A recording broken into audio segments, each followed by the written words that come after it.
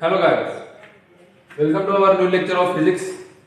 तर आतापर्यंत आपण जे काही बघितलं किंवा या मागचे आपण जेवढे काही लेक्चर बघितले ते सगळे सर्क्युलर मोशन सोबत रिलेटेड होते. आपला टॉपिक चेंज झालेला नाहीये, टॉपिक आपला रोटेशनल डायनामिक्सच सुरू आहे अजून पण आता आपण सर्क्युलर मोशन च्या नंतरचा पार्ट म्हणजे कोणता पार्ट, रोटेशनल मोशन, त्याच्याकडे आपण आता वळणार आहोत. तर बघा, जो जुना सिलेबस होता तुमचा, जो काही जुना सिलेबस होता त्यामध्ये पहिलं चॅप्टर होतं रोटेशनल डायनामिक्स, सॉरी तर पहिलं चॅप्टर होतं सर्क्युलर मोशन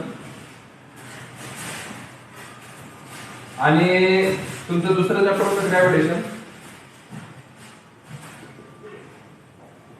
आणि तुमचं थर्ड चॅप्टर होतं रोटेशनल मोशन.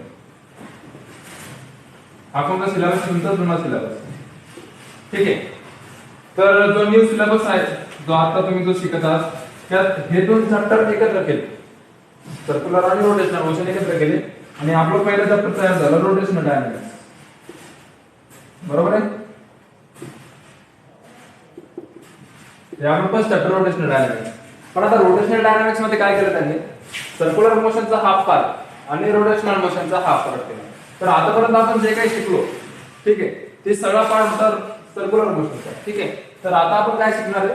रोटेशनल मोशनचे पार्ट. याच्यानंतर जो काही आपण चॅप्टर शिकणार आहोत, पहिला चॅप्टर जो काही आपण याच्यानंतर जे काही पॉईंट शिकणार आहोत ते आहे रोटेशनल मोशनशी निगडीत. ठीक आहे. तर मी तुम्हाला बेसिक डिफरन्स सांगितलं होतं सर्क्युलर मोशन आणि रोटेशनल मोशनचा मागील काही व्हिडिओमध्ये, ज्याच्यावर मी एक स्पेशल व्हिडिओ तयार केला होता रोटेशनल आणि सर्क्युलर मोशनवर. तर त्याच्यामध्ये मी काय सांगितलं होतं की समजा हा एक प्लेन आहे, ओके, हा प्लेन आहे आणि त्यामधून एक ऍक्सिस आपण ड्रॉ केला. ऍक्सिस आपण त्याला परपेंडिक्युलर ड्रॉ केला. ठीक आहे. तर या ऍक्सिसला आपण काय म्हणतो? Axis of rotation. आणि हा जो प्लेन आहे हा त्याच्या भोवती सर्क्युलर मोशन म्हणजे रोटेशनल मोशन परफॉर्म करतो. तर रोटेशनल मोशन आणि सर्क्युलर मोशन मध्ये बेसिक डिफरन्स काय आहे? मी मागे पण सांगितलं, परत एकदा सांगतो की सर्क्युलर मोशन मध्ये जो ऑब्जेक्ट आहे तो सर्कम्फरन्स ऑफ सर्कल मध्ये रोटेट करणार, बट जो सेंटर आहे, ठीक आहे, तो ऑब्जेक्ट सेंटर सोबत कनेक्ट नसणार, फिजिकली कनेक्ट नसणार. तो त्याच्या भोवती रोटेट करणार पण फिजिकली कनेक्ट नसणार. मी एक्झाम्पल दिलं होतं की आपला सन आहे आणि आपली अर्थ सन भोवती फिरते, पण सन आणि अर्थ फिजिकली कनेक्ट आहे का? नाही. ती त्याच्या भोवती फिरते, त्याचा सेंटर सन आहे. अर्थचा रोटेशनचा सेंटर कोण आहे? जे अर्थ ज्या रोटेशन जे पाथ न रोटेट करते त्याचा सेंटर कोण आहे? सन आहे. पण ते एकमेकांना कनेक्ट आहे का फिजिकली? काही एखाद्या वस्तूने कनेक्ट आहे का? ते नाही, ते सेपरेट आहे एकमेकांपासून, तरी पण अर्थ रोटेट करते. ही कोणती मोशन झाली? Circular motion. ठीक आहे. पण आता रोटेशनल मोशन मध्ये बेसिक फरक काय, म्हणजे बेसिक डिफरन्स काय सर्क्युलर मोशन पेक्षा? तर रोटेशनल मोशन मध्ये काय होते? जो काही प्लेन म्हणजे जो काही ऑब्जेक्ट फिरत आहे त्याच्या भोवती, म्हणजे जर का आपण याला आपण काय म्हणतो? परपेंडिक्युलर ह्या ऍक्सिसला आपण काय म्हणतो? Axis of rotation. याला आपण नाव दिलं होतं axis of rotation. Axis of rotation, बरोबर आहे. या ऍक्सिसला आपण ऍक्सिस ऑफ रोटेशन म्हणतो, जो की सर्क्युलर मोशन परफॉर्म करतो. आणि हा सर्क्युलर मोशन परफॉर्म करत असताना जो काही ऑब्जेक्ट आहे, जो काही ऑब्जेक्ट सर्क्युलर मोशन परफॉर्म करणार आहे तो त्याच्यासोबत कनेक्ट असते. म्हणजे जर का ऍक्सिस जर का फिरला तर ऑब्जेक्ट पण फिरेल आणि ऍक्सिस जर का थांबला तर ऑब्जेक्ट पण थांबेल. बरोबर आहे. तर याचं मी तुम्हाला एक्झाम्पल दिलं होतं की तुम्ही लहानपणी त्या भिंगऱ्या फिरवत होते बघा, की त्याला अशी काडी होती, अशा 3 भिंगऱ्या होत्या, 3 पाते होते त्याला, बरोबर आहे, आणि त्याला अशी इथे काडी होती. बरोबर. जर का तुम्ही काडी फिरवली, ही काडी तुम्ही हातात घेऊन अशी फिरवत होता, बरोबर आहे, अशी फिरवत होता तुम्ही ती काडी, आणि ती काडी जर का फिरली तर हे 3 पाते पण फिरत होते त्याच्या बरोबर. हे 3 पाते पण फिरत होते आणि काडी थांबली की ती पाते पण थांबत होते. तर या मोशनला आपण काय म्हणणार? हा जो याला जो आपण ही जी दांडी आहे, ही जी काडी आपण त्याला अटॅच केली, स्टिक जी अटॅच केली, त्याला आपण काय म्हणतो? Axis of rotation. हाच काय झाला? Axis of rotation. आणि हे कोणतं? सर्क्युलर मोशन परफॉर्म करते. बरोबर.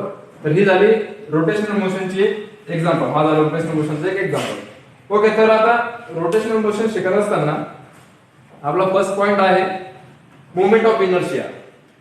ओके. तर फार महत्वाचा कॉन्सेप्ट आहे मोमेंट ऑफ इनर्शिया, आणि बोर्डाच्या हिशोबाने पण आणि तुमच्या सीईटीच्या हिशोबाने सुद्धा दोन्ही गोष्टीतून एकदम महत्वाचा कन्सेप्ट आहे.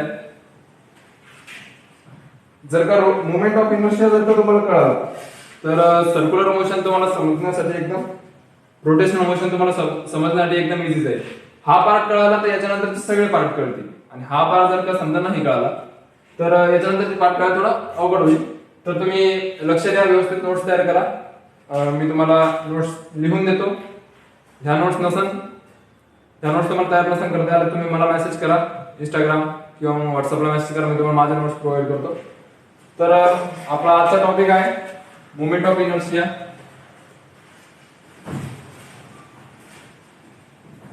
मोमेंट ऑफ इनर्शिया, ज्याला की आपण काय म्हणतो, आय, आपण त्याला नोटेशन काय आय आपण त्याला म्हणतो, मोमेंट ऑफ इनर्शिया. ओके, तर रोटेशनल मोशनचा आपला फर्स्ट पॉइंट आज मोमेंट ऑफ इनर्शिया. तर मोमेंट ऑफ इनर्शियाचे डेफिनेशन सगळ्यात पहिले आपण बघूया. मोमेंट ऑफ इनर्शिया बघत असताना किंवा बघण्याच्या अगोदर आपण एक पॉइंट क्लिअर करूया की आता समजा एक बॉडी आहे, ठीक आहे, एक एक्झाम्पल घेऊ आपण. तुम्हाला कॅरेट माहिती, सगळ्याला कॅरेट, ज्यामध्ये जे माल विक्रेते असतात, भाजीपाल्याचे विक्रेते असतात, त्या कॅरेटमध्ये त्यांचे कांदे वगैरे भाजीपाला भरतात आणि ते मार्केटला आणतात. त्या कॅरेटमध्ये प्लास्टिकचे कॅरेट असतात बघा, अशा साईजचे ते कॅरेट असतात. ओके, आणि त्यामध्ये ते कांदे, आलू, काही पण वस्तू टाकून त्यामध्ये घेऊन येतात. ठीक आहे, तर आता समजा हे कॅरेट आहे, तुम्ही कन्सिडर करा, आणि त्यामध्ये पोटॅटो भरलेले आहे, म्हणजे आलू. ओके, आलू असे भरलेले त्यामध्ये, आणि त्या कॅरेटचं समजा वेट आहे 20 किलो. एका कॅरेटचं वेट आहे 20 किलो. तर जे 20 किलो वेट आहे ते ह्या कॅरेटचं आहे का, फक्त या एम्प्टी कॅरेटचं आहे का? नाही, या सगळ्या आलूचं आहे. बरोबर आहे. यातून तुम्ही एक जर पोटॅटो गायब केला तरी त्याचं वेट कमी होणार, काहीतरी 200 ग्राम, 300 ग्राम, 250 ग्राम, काहीतरी 20 किलो मधून त्याचं वेट कमी होणार. म्हणजे एक जो पोटॅटो आहे तो सुद्धा त्या पूर्ण कॅरेटच्या वेटला डिपेंड करतो म्हणजे कसं, एक पोटॅटो कमी करून त्या कॅरेटचं वजन कमी होऊ शकते, आणि एक पोटॅटो ऍड करून पण त्या कॅरेटचं वजन वाढू शकते. म्हणजे प्रत्येक पोटॅटो हा इम्पॉर्टंट झाला. जर का आपल्याला वजन करायचं असेल, एक ऍक्युरेट जर का वजन करायचं असेल तर प्रत्येक पोटॅटो इम्पॉर्टंट झाला. बरोबर आहे, कारण प्रत्येक पोटॅटोचं वेट आपल्याला मेजर करावं लागेल, आणि या कॅरेटचं वेट मेजर करावं लागेल. बरोबर आहे, म्हणजे काय निघाल, या पूर्ण कॅरेटचं वेट 20 किलो. आपण एक्झॅक्ट म्हणजे साधारण घेतलं ते 20 किलो. ठीक आहे, तर माझा म्हणण्याचा अर्थ काय झाला, म्हणजे मला सांगायचं काय मला तिथून, की एखादी बॉडी आहे तर त्या बॉडीचं वेट कसं राहते, आणि त्या बॉडीचं वेट मेजर कसं केलं जाते की त्या बॉडीमध्ये किती पार्टिकल आहेत. म्हणजे आपण या कॅरेटचं वेट किती कसं मेजर केलं की ह्या कॅरेटमध्ये किती पार्टिकल आहे. आपल्याला पार्टिकल नाही मोजले, आपण डायरेक्ट आपल्याकडे आता मशीन आहे, आपण मशीनवर ठेवतो, वेट मोजून जाते. पण ऍक्च्युअली वेट कसं मोजलं जातं की बॉडी आहे, काही पण बॉडी घातली, आणि त्याच्यामध्ये पार्टिकल किती आहे, तर प्रत्येक पार्टिकलचं इंडिव्हिज्युअल वेट, म्हणजे त्यांचं सेपरेट वेट. ठीक आहे, आणि ते वेट ऍडिशन केली, त्या वेटची सगळ्याची ऍडिशन केली की मग आपल्याला काय म्हणतात, फायनल वेट मिळून जातं. बरोबर आहे. तर माझा सांगण्याचा अर्थ किंवा उद्देश एवढाच की कोणतीही बॉडी असू द्या, त्याचं जर का वेट मोजायचं असेल तर प्रत्येक पार्टिकलचं वेट त्याला आपल्याला कन्सिडर करावंच लागेल. म्हणजे त्या बॉडीमध्ये किती पण पार्टिकल असो, 100, 10, 1000, 10,000, 1,00,000, कितीही पार्टिकल असो, आपल्याला प्रत्येक पार्टिकलचं वेट हे कन्सिडर करावंच लागेल. बरोबर आहे. फक्त एवढी मला कन्सेप्ट सांगायची असेल की कोणतीही बॉडी असू द्या, त्यामध्ये कितीही पार्टिकल असू द्या, आपल्याला प्रत्येक पार्टिकलचं वेट कन्सिडर करून त्या पूर्ण बॉडीचं वेट काढावं लागेल. बरोबर आहे. बस एवढी कन्सेप्ट लक्षात राहू द्या की प्रत्येक पार्टिकलचं वेट आपल्याला कन्सिडर करायचं असतं. आता याचा मोमेंट ऑफ इनर्शियाशी काय संबंध आहे आपण बघूया. ठीक आहे, कन्सेप्ट अवघड नाहीये, फक्त थोडी लक्षपूर्वक बघा तुम्हाला कळून जाईल. तर आता मोमेंट ऑफ इनर्शियाची सगळ्यात अगोदर आपण डेफिनेशन बघूया. तर बघा, डेफिनेशन तर अशी आहे मोमेंट ऑफ इनर्शियाची, पण डेफिनेशन लर्न करण्याच्या अगोदर आपण एक गोष्ट लर्न करूया की एक बॉडी आहे समजा, ठीक आहे, जिचं वेट आहे 50 किलोग्राम. ओके, हे तिचं वेट आहे. आता मला ही बॉडी मूव्ह करायची, म्हणजे तिला ह्या ठिकाणाहून ह्या ठिकाणी न्यायचं आहे मला. ओके, तर मला काय करावं लागेल, या साईडला फोर्स ऍक्ट करावा लागेल, बरोबर आहे. तर मग आता फोर्स तो किती ऍक्ट करावा लागेल, तिचं वजन काय 50 किलो, आणि मी जर का फोर्स जर का 40 किलो वेट मूव्ह करण्याचा जर का फोर्स ऍक्ट केला, समजा काहीतरी न्यूटन मी फोर्स ऍक्ट केला, पण त्या फोर्सने फक्त 40 न्यूटनच वजन समोर जाऊ शकतं. तर असं थोडं, तर ही बॉडी मूव्ह करेल का, ही जागच्या जागीच थांबेल. मला काय करावं लागेल, मला 50 किलो पेक्षा जास्त फोर्स ऍक्ट करावा लागेल. म्हणजे काहीतरी समजा मला 55 न्यूटन फोर्स ऍक्ट करावा लागेल, असं आपण कन्सिडर करूया. ठीक आहे, तर हा फोर्स ऍक्ट केल्यावर ही काय बॉडी होईल, इकडून इकडे मूव्ह होईल, बरोबर आहे. हा एक्झॅक्ट नाहीये, आम्ही कन्सिडरेशन केलं फक्त आपण. ठीक आहे, तर ही बॉडी इकडून इकडे मूव्ह होईल. तर मला काय करावं लागतं, त्या बॉडीचा जेवढा वेट आहे त्या वेट पेक्षा जास्त फोर्स अप्लाय करावा लागतोय, म्हणजेच ती बॉडी काय होईल, मूव्ह होईल, बरोबर आहे. एवढे कन्सेप्ट तुम्हाला कळाले की कोणतीही बॉडी मूव्ह करण्यासाठी त्या बॉडीच्या वेट पेक्षा जास्त फोर्स आपल्याला ऍक्ट करावा लागेल. ओके, तर आता आपण डेफिनेशन कडे बघूया. डेफिनेशन बघा काय सांगते की a quantity expressing a body tendency to resist angular acceleration which is the sum of the product of the mass of each particle in the body with the square of its distance from the axis of rotation. Double एकदा आपण वाचूया. A quantity expressing a body tendency to resist angular acceleration which is the sum of the product of mass of each particle in the body with the square of its distance from the axis of rotation. Okay, आता मी तुम्हाला आता सांगितलं ही definition तुम्हाला कळणार नाही अशी वाचून मी तुम्हाला सांगतो काय आहे त्यात काय ते सांगतो. एक 50 किलोची बॉडी आता आपण घेतली होती. ओके, 50 किलोची. जेव्हा मी ह्या बॉडीवर काहीतरी फोर्स ऍक्ट करेल, बरोबर आहे, तेव्हा काय होईल की बॉडी सुद्धा मला रेजिस्ट करेल, बॅक मध्ये रेजिस्ट करेल. कुठपर्यंत रेजिस्ट करेल, आता मी कोणत्याही बॉडीवर जर का फोर्स ऍक्ट करतोय समजा, तर ती बॉडी सुद्धा माझ्यावर काहीतरी फोर्स ऍक्ट करेल, बरोबर आहे. ही बॉडी सुद्धा माझ्यावर काहीतरी फोर्स ऍक्ट करेल. जर का मी हिला या डायरेक्शनला जर का लोटण्याचा प्रयत्न, पुश करण्याचा प्रयत्न करतोय, तर ही बॉडी मला कुठपर्यंत फोर्स ऍक्ट करेल, म्हणजे कुठपर्यंत रेजिस्ट करेल, ह्या त्याच्या वेट पर्यंत, म्हणजे 50 केजी वेट पर्यंत ती मला रेजिस्ट करेल. पण मी जर का 50 केजी पेक्षा जास्त जर का फोर्स तिच्यावर ऍक्ट केला, ओके, तर ती काय होईल, मूव्ह होईल. म्हणजे तिची पॉवर संपेल ना, ऑब्वियस तिची पॉवर किती आहे, 50 किलो पर्यंत आहे. आणि आपण जर त्याच्यापेक्षा जास्त फोर्स ऍक्ट केला, तिची पॉवर संपून जाईल, ती मूव्ह व्हायला सुरुवात होईल, बरोबर आहे. तर कोणतीही बॉडीला फोर्स लावतो मी, कोणत्याही बॉडीला, तर त्या बॉडीचं जेवढं वेट आहे तेवढा ती आपल्याला फोर्स ऍक्ट करेल, अपोजिट फोर्स ऍक्ट करेल. म्हणजे आपण कोणतीही बॉडी जर ढकलताना जर का तिचं वेट जर 20 किलो आहे, तर ती 20 किलो पर्यंत माझ्यावर फोर्स बॅक करेल. पण मी त्याच्यापेक्षा जास्त जर का तिच्यावर फोर्स अप्लाय केला, तर ती बॉडी मूव्ह व्हायला सुरुवात होईल, बरोबर आहे.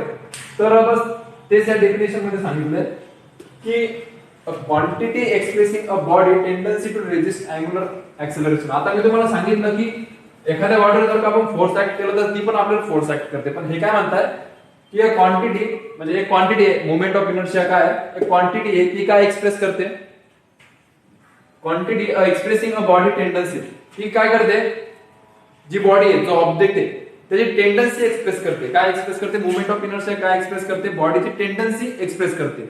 मोमेंट ऑफ इनर्शिया काय एक्सप्रेस करते, बॉडीची टेंडन्सी. कोणती टेंडन्सी, रेजिस्ट करण्याची टेंडन्सी. काय रेजिस्ट करते, रेजिस्ट म्हणजे काय, अपोज. रेजिस्टचा दुसरा अर्थ काय, अपोज करणे.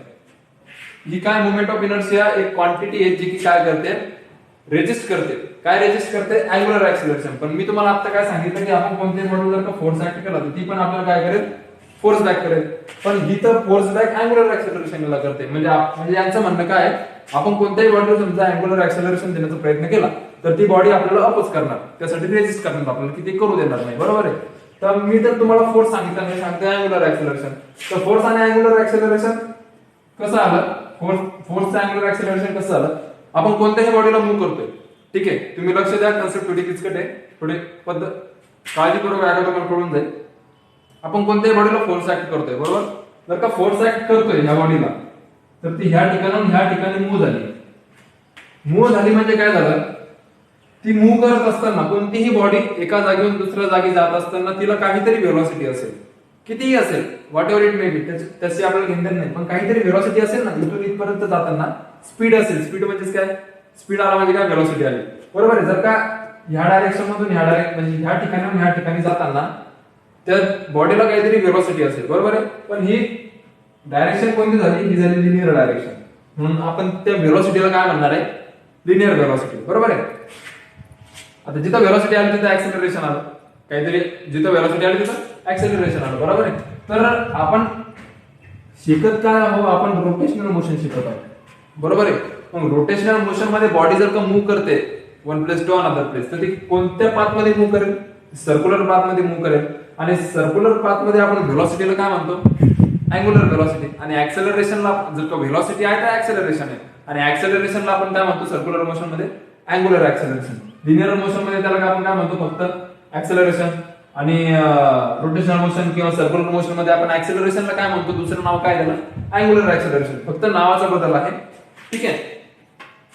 तर आता फोर्स जर काय ऍक्ट केला तर बॉडीला व्हेलॉसिटी आली काहीतरी, म्हणजे ती मूव्ह करते ना. फोर्स जर ऍक्ट केला तर बॉडी मूव्ह करते म्हणजे कोणत्या तरी व्हेलॉसिटीने मूव्ह करेल, कोणत्या तरी व्हेलॉसिटीने मूव्ह करेल, म्हणजे तिला काहीतरी ऍक्सेलरेशन पण असेल. तर ऍक्सेलरेशन जर का असलं बॉडीला, सर्क्युलर मोशन असो की लिनियर मोशन असो, ऍक्सेलरेशन फोर्स ऍक्ट केल्यावर काय व्हायला लागलं, सरळ सरळ ऍक्सेलरेट व्हायला लागली ती बॉडी, म्हणजे तिला ऍक्सेलरेशन आलं काहीतरी. तेच सांगायचं की ही बॉडी फोर्स म्हणजे ती आपल्याला फोर्स बॅक करते, म्हणजे फोर्स आपल्या फोर्सला ती रेजिस्ट करते. म्हणजे ती कशाला रेजिस्ट करते, आपल्या आपण दिलेल्या अँग्युलर ऍक्सेलरेशनला ती रेजिस्ट करते. आलं कन्सेप्ट लक्षात आली का. मी तुम्हाला सांगितलं होतं की आपण फोर्स ऍक्ट करतोय, फोर्स ऍक्ट ती पण आपल्याला काय करते, फोर्स अपोज करते आपल्याला, म्हणजे फोर्स बॅक करते आपल्याला. फोर्स बॅक करते म्हणजे आपण फोर्स ऍक्ट करतोय म्हणजे काय करतोय, आपण त्याला अँग्युलर ऍक्सेलरेशन प्रोव्हाइड करतोय. कोणत्याही सर्क्युलर मोशनला आपण ती काठी जर का अशी फिरवली, ती रिंग मी तुम्हाला सांगितली होती की ती भिंगरी तुम्ही घेता लहानपणी, ती अशी फिरवता. अशी फिरवता म्हणजे काय करताय, तुम्ही तिच्यावर फोर्स ऍक्ट करताय. रोटेशन मोशन होण्यासाठी तुम्ही तिच्यावर फोर्स ऍक्ट करताय, बरोबर आहे. तर ती त्या फोर्सला कुठपर्यंत रेजिस्ट करेल, तिचं जेवढं वजन असेल 5 ग्राम 10 ग्राम, पण आपला फोर्स त्याच्यापेक्षा ऑब्व्हियसली जास्त असतो. त्याच्यामुळे ती काय होईल, ती रोटेट होईल. कोणत्या मोशन मध्ये रोटेट होईल, सर्क्युलर मोशन मध्ये किंवा रोटेशनल मोशन मध्ये ती फिरायला लागेल. आणि फिरत असताना ती काय करेल, अँग्युलर ऍक्सेलरेशन तिचं होईलच ना. जर का एखादी बॉडी जर का रोटेट करते अशी, तर ती काय करणार, अँग्युलर ऍक्सेलरेशन परफॉर्म करणार. मी तुम्हाला या कन्सेप्ट अगोदर समजून सांगितलेलं आहे. तर इथपर्यंत लक्षात आलं तुमच्या, एवढा पॉईंट लक्षात आला की मुवमेंट ऑफ इनर्शिया काय क्वांटिटी जी काय करते, जी काय एक्सप्रेस करते, बॉडीची टेंडन्सी ती एक्सप्रेस करते. बॉडीची टेंडन्सी, कोणती टेंडन्सी बॉडीची, म्हणजे कोणती कसली टेंडन्सी बॉडीची, की रेजिस्ट करण्याची टेंडन्सी. काय रेजिस्ट करण्याची, अँग्युलर ऍक्सेलरेशन रेजिस्ट करण्याची tendency movement of inertia express करते. अँग्युलर ऍक्सेलरेशन रेजिस्ट करण्याची tendency movement of inertia express करते, ठीक आहे. तर ती टेंडन्सी काय आहे, मुवमेंट ऑफ इनर्शिया काय काय करते हे तुम्हाला कळलं, ठीक आहे. आय तुम्हाला काय करते, आय म्हणजे काय, मुवमेंट ऑफ इनर्शिया काय करते हे तुम्हाला कळलं, ठीक आहे. पण आता कसं करते, which is the sum of, म्हणजे आय काय आहे, मुवमेंट ऑफ इनर्शिया काय आहे, sum of the product of mass, sum of the product of mass, sum of the product of mass of each particle in the body with the square of its distance from the axis of rotation. म्हणजे काय, सम कशाची केली त्यांनी, मासची आणि डिस्टन्सची. डिस्टन्सला आपण r म्हणू, ठीक आहे. पण डिस्टन्स कसं आहे, स्क्वेअर आहे, म्हणजे r चा काय होईल, स्क्वेअर. ओके, ठीक आहे. थोडं समजून घ्या, तुम्हाला हळूहळू लक्षात येते. काय, which is the sum of, sum कशाची, मुवमेंट ऑफ इनर्शिया काय, सम आहे. कशाची सम आहे, पण प्रॉडक्ट ऑफ, कोणत्या दोन क्वांटिटीचा प्रॉडक्ट ऑफ मास आणि काय, square of its distance from the axis of rotation. म्हणजे काय, आता समजा मी तुम्हाला फिगर काढून दाखवतोय, तुम्हाला लगेच लक्षात येईल. ही बॉडी आहे समजा, अगोदर ही अशी बॉडी आहे, ओके, ठीक आहे. हे झालं तिचा ऍक्सिस ऑफ रोटेशन, हे झालं तिचा ऍक्सिस ऑफ रोटेशन. आपण समजून घेऊ, याच्यात पार्टिकल एक इथे आहे, एक इथे आहे, एक इथे आहे आणि एक इथे आहे, ठीक आहे. हा झाला m1, m2, m3, m4. हा झाला r1, r2, r3, r4. आपण असं कन्सिडर करू की 4 पार्टिकल या बॉडीमध्ये, तसे भरपूर आहेत पण आपण कन्सिडर करू 4 आहेत, ठीक आहे. मग ह्या पार्टिकलचं मास काय झालं, m1, याचं मास काय झालं, m2, याचं काय झालं, m3, याचं काय झालं, m4. आणि ह्या ऍक्सिस पासून याचं डिस्टन्स किती झालं, ऍक्सिस पासून r1, याचं डिस्टन्स r2, याचं डिस्टन्स r3, याचं डिस्टन्स r4, बरोबर आहे. तर हे झालं डिस्टन्स आणि हा झाला त्याचा मास, ठीक आहे. आता मुवमेंट ऑफ इनर्शिया काय सांगते, I मुवमेंट ऑफ इनर्शिया काय सांगते, किती काय आहे sum of the product. Product कशाचा प्रॉडक्ट ऑफ मास म्हणजे मासचा आणि प्रॉडक्ट कशाचा आहे मासचा आणि square of its distance. R काय झालं डिस्टन्स आणि डिस्टन्सचा स्क्वेअर याचा प्रॉडक्ट म्हणजे काय गुणाकार.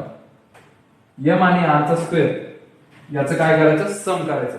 याचं सम कसं करायचं की हा m1 आहे हा m1 आहे गुणिला त्याचं डिस्टन्स काय झालं r1 चा स्क्वेअर प्लस आता जेवढे पण प्रॉडक्ट आहे मी तुम्हाला सांगितलं जर का आलूच्या कॅरेटचं जर का आपलं वजन करायचं असेल तर प्रत्येक आलूचं वजन प्रत्येक पोटॅटोचं वजन त्या कॅरेट मध्ये इन्क्लूड असेल बरोबर आहे.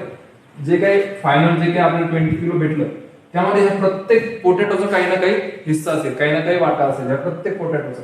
तर आपल्याला काय करायचं ह्या बॉडीचं जेवढं पण काही वेट आहे ते कसं करता येईल ह्या एका समजा आपल्याला हे पहिलं मास झालं एक पहिला पोटॅटो झाला पहिल्या पोटॅटोचं वेट त्याचं डिस्टन्स इथपासून दुसऱ्या पोटॅटोचं वेट त्याचं डिस्टन्स म्हणजे पहिल्या मासचं वेट पहिला मास नंतर दुसरं नंतर तिसरं